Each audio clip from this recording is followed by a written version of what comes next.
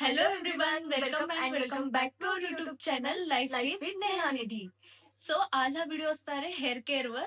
जो आमचा जो हेअरफॉल होत होता, ती जर्नी आम्ही कशी रिकव्हर केले आमचे केस, ती सगळी जर्नी आम्ही या व्हिडिओमध्ये शेअर करणार आहे. आणि माझ्या फ्रेंड्स कडून किंवा तुमच्याकडून तुमच्या सगळ्यांकडूनच असे बरेचसे तुम्ही मला विचारत होतात की टिप्स दे तुझ्या हेअर्स बद्दल किंवा तुम्ही कसं हेअर केअर करता.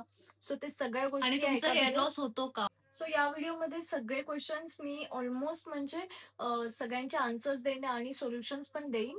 पण सगळे सोल्युशन्स म्हणजे ते जे काही आम्ही रेमेडीज असेल किंवा हेल्थ मध्ये चेंजेस असतील, फूड मध्ये रुटीनमध्ये चेंजेस असतील, आमच्या रुटीन मध्ये चेंजेस असतील, ते जे काही आहेत, सो ते आम्ही जे स्वतःवर केलं ते आम्ही तुम्हाला शेअर करणार. व्हिडिओ शेवटपर्यंत पाहत राहा आणि अजून पण जर चॅनलला सबस्क्राईब केलं नाहीये तर प्लीज जा सबस्क्राईब करा.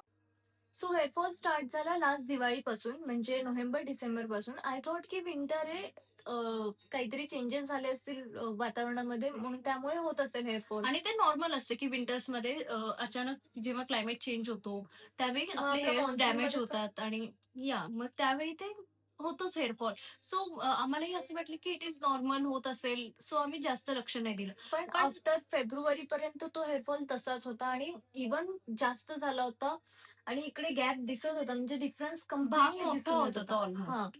मग तिथून मी विचार केला की काय प्रॉब्लेम आहे. एक्सटर्नली बऱ्याच रेमेडीज ट्राय केल्या, लाईक बरेच ऑइल्स ट्राय केले, होममेड रेमेडीज ट्राय केल्या, बट लाईक डिफरन्स काहीच येत नव्हता किंवा काही आम्हाला डिफरन्स येत होता पण एक्स्ट्रीम नव्हता की नाही. सगळंच काही सोल्युशन मिळालंय अशातला भाग नव्हता. सो आम्ही विचार केला की जर एक्सटर्नली करून होत नाहीये तर इंटरनली पहिले ट्राय करायला पाहिजे. सो बेसिकली आपण एक्सटर्नल पेक्षा इंटरनलवर जास्त फोकस केला पाहिजे. इंटरनल हेल्थवर जास्त फोकस केला पाहिजे. तुम्ही बाहेरून कितीही काही केलं ना, तर ते पूर्णपणे तुम्हाला सोल्युशन नाही देणार. ते तात्पुरतं त्या घडीपुरतं होईल, पण ते एक्स्ट्रीम जर तुमचा प्रॉब्लेम असेल, तर ते त्याच्यावर सोल्युशन नाही देणार. सो तुम्हाला त्यासाठी इंटरनलीच ट्राय करावं लागणार. सो फर्स्ट आम्ही स्लीप सायकल नीट करायचं ठरवलं. म्हणजे रात्रीचे 1-2 वाजता झोपायचे ते मी ऑलमोस्ट शिफ्ट केलं 11 वाजता आणि यामुळे खरंच फरक दिसतोय माझ्या केसांमध्ये. जे माझे हेअरफॉल व्हायचं ना, त्याचा लिटरली 50% तो कमी झालाय. आणि फक्त स्लीप शेड्यूलच नाही, तर आम्ही आमच्या फूडमध्ये पण चेंजेस केले. प्रोटीन्स आम्ही जास्त ॲड केले. जसं की वॉलनट्स, बदाम असेल, मनुके असेल, हे आम्ही रात्री वॉटरमध्ये सोक करून मग डेली मॉर्निंगला खात होतो. सो हे कंटिन्यूअस चालू केलं आम्ही आणि त्यामुळे खरेच रिझल्ट्स दिसतात. आणि एवढंच नाही, तर आम्ही काही टाइपचे ज्यूस वगैरे पण ट्राय केलेत. त्याचे पण जर एक व्हिडिओ हवा असेल, तर आम्ही तो पण एक शॉर्ट्स व्हिडिओ बनवू किंवा एक लाँग फॉर्मॅट व्हिडिओज बनवू. जसं की आवळ्याचा ज्यूस असेल, बीटरूटचा ज्यूस असेल, हे आम्ही त्याच्यात हे आम्ही ट्राय केलं. तर या सगळ्या सोल्युशन्सच्या आधी पण तुम्ही सगळ्यात पहिले तुमच्या हेअरफॉलचा रूट शोधायला हवा. लाइक जसं की मुलींमध्ये हार्मोनल चेंजेस होत असतात कॉन्स्टंटली, सो त्यामुळे सुद्धा हेअरफॉल होऊ शकतो. Otherwise bad habits like late झोपणे, लेट उठणे, अदरवाईज स्ट्रेस आणि जंक फूड, या सगळ्यांचं रिझन सुद्धा हेअरफॉल होऊ शकतो. सो या गोष्टींवर तुम्ही पहिले कंट्रोल आणायला पाहिजे आणि देन पुढचे तुम्ही रेमेडीज हळू स्टेप बाय स्टेप तुम्ही यूज केले पाहिजे. या सगळ्या गोष्टींमधून, या सगळ्या जर्नीमधून आम्हाला इतकं कळालं, की जेवढं तुम्ही एक्सटर्नली लक्ष देताय, यापेक्षा तुम्ही तुमच्या इंटरनल हेल्थवरती जास्त लक्ष द्यायला पाहिजे.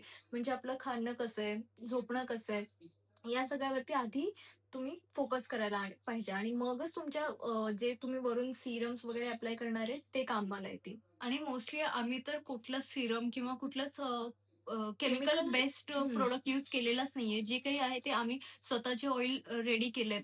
जसं की आवळाचं ऑइल आहे. काही ऑइल्स आहेत जे आम्ही स्वतःच बनवलेत. ऑनलाईन बरेच रेसिपी आहेत. तुम्ही एकदा ट्राय करून बघा आणि या सगळ्यात मेन गोष्ट ही आहे, की कन्सिस्टन्सी. म्हणजे तुम्ही किती एकच गोष्ट यूज करा, बट त्यावरती कन्सिस्टंट राहा. अगदी एक 6 महिने तरी तीच गोष्ट यूज करा. जर रिझल्ट्स तरी पण नाही दिसले तर चेंज करा किंवा काय सूट होते ते बघा.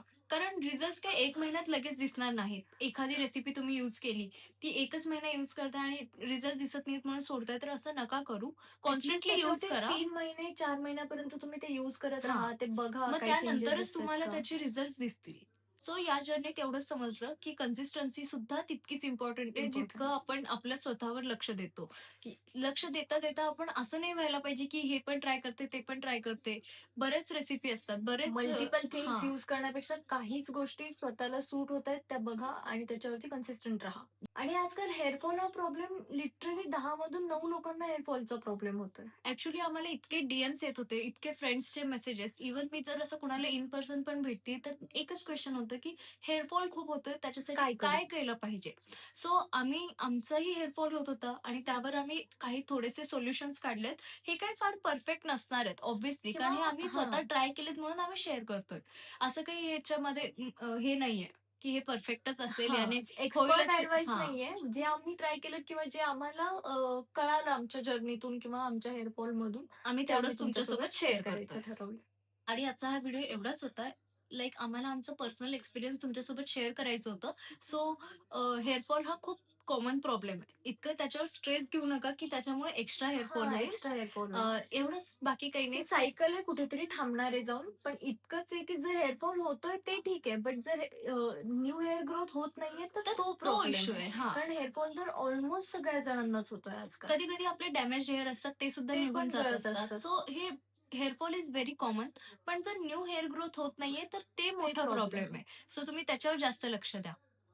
सो गाईज, हा व्हिडिओ एवढाच होता. सो आवडला असेल तर प्लीज लाईक करा आणि तुमच्या फ्रेंड सोबत शेअर करा, जे हेअर फॉलचा प्रॉब्लेम फेस करतायत. व्हिडिओ आवडला असेल तर लाईक करा, शेअर शेअर करा करा आणि आणि चॅनलला चॅनलला सबस्क्राईब सबस्क्राईब करायला करायला विसरू विसरू नका. नका. Thank thank you.